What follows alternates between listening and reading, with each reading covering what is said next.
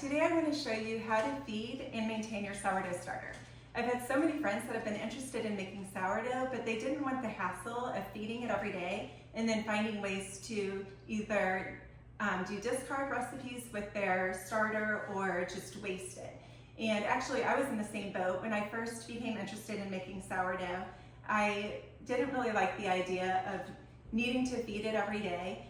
When I learned that you don't have to feed your starter every day and you could use the sleepy starter to make delicious bread, it was a game changer. It really couldn't be easier.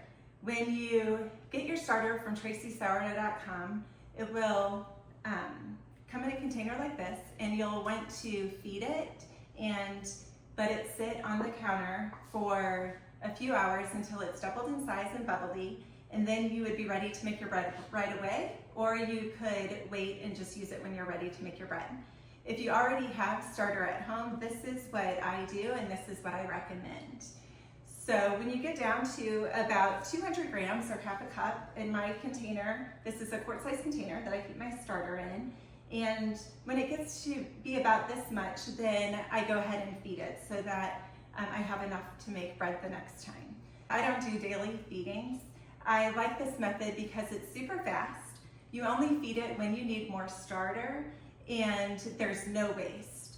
And so you can do this right in the container that you keep your sourdough in. When it gets to be about 200 grams left, then you can add your flour and water and stir it together, put saran wrap on it, put it on the counter, and until it's doubled in size and bubbly. That's what I used to do, but several times it overflowed out of this container. I like to feed my starter in a clean bowl. So I mix my starter, flour, and water in a clean bowl, and after it's doubled in size and bubbly, then I transfer it back to a clean mason jar, and then I just stick it in my fridge. And so that's what I like to do, but if that seems like too much work, too much hassle, you can definitely just mix it in your container and that will work just fine. The most important part is that you feed it equal parts of flour and water, and that those ratios are at least as much as the starter. So let's see what we have left over here. So I zero out my scale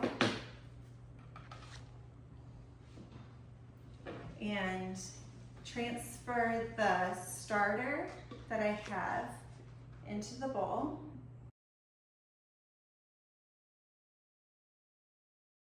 Okay, so it looks like we have 194 grams. So there's 194 grams of starter, and the most important part is that you feed it equal parts of water and flour. And so you can feed it a little bit more water and flour than there is starter. I wouldn't go a whole lot more, but you can go a little bit more. So I'm going to just give it 200 grams of water and 200 grams of flour. So I'm going to zero out my scale, and I'm going to add 200 grams of water.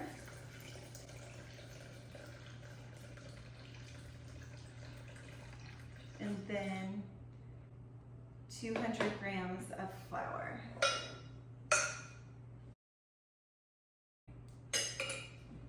And then I'll stir it together. And then I'll cover this up and put it on the counter and let it double in size and get all bubbly. Now, what I like to do after it's doubled in size is transfer it back to a clean mason jar and cover it with saran wrap and put it in my refrigerator, and then it's ready to use. If you make bread several times a week, you can just leave it on your counter, but I just prefer to put it in my refrigerator.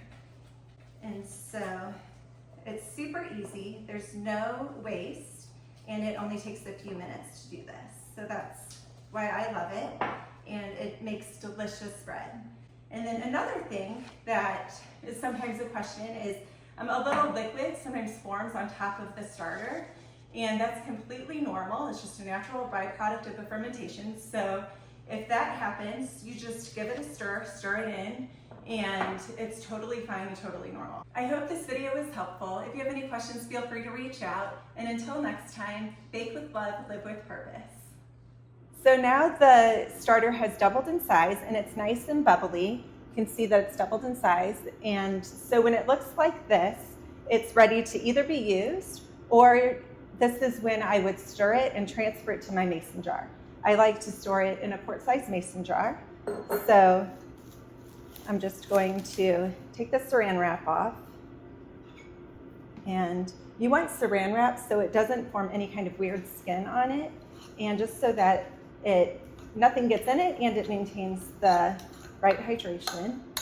So I stir it up, and then I put it in my mason jar.